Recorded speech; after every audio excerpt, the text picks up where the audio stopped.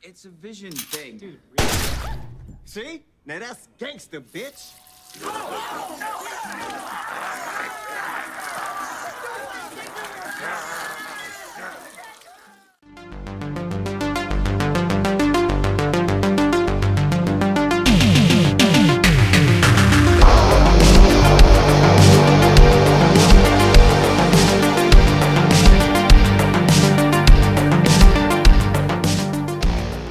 So we are talking about the vampire horror comedy Night Watchmen. Now this one is directed by Mitchell Altery and is kind of similar to the recent movie Bloodsucking Bastards, but basically it's Die Hard with vampires. Now, the tongue is firmly in cheek with this one. So the story here basically is we have this large building which is watched over by a variety of security guards, aka the Night Watchmen. And they have this kind of new recruit who is this ex-drummer of this kind of heavy metal band.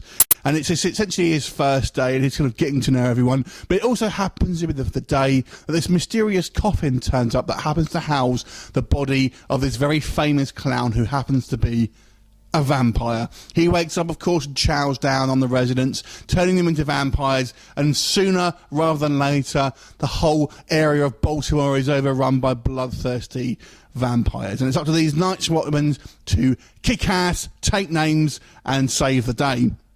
So what do I think of The Night Watchmen? I've got to say this is a pretty fun movie. It does remind me of the horror comedies that you would have got in the 80s, things like Fright Night, kind of the Evil Dead series, things like that, basically Monster Squad. So it has that kind of like that retro feel to it, even though it is actually a modern movie. It's not quite as classic as them, as we'll discuss just in a little bit. But nonetheless, if you like those films, then you may want to give this one a check out. But let's get any negatives out of the way of this movie, first of all. So the real issue with me, there's not a lot to this film.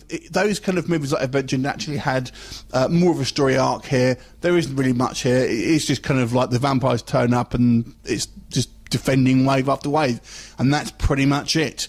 The other thing that kind of really separates this movie compared to the other ones I've mentioned is the lack of characterization from our cast here. Now, you could argue perhaps that this movie doesn't kind of have loads of time building up characterization, get straight in with the action. But the problem is that you don't really care too much about the characters. You don't really feel like you know much of the backstory at all of any of these characters.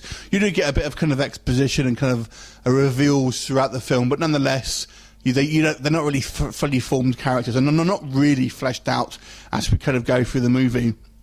This being a comedy, obviously horror comedies can be subjective, and comedies in general really, so the humour here can be a little bit hit and miss.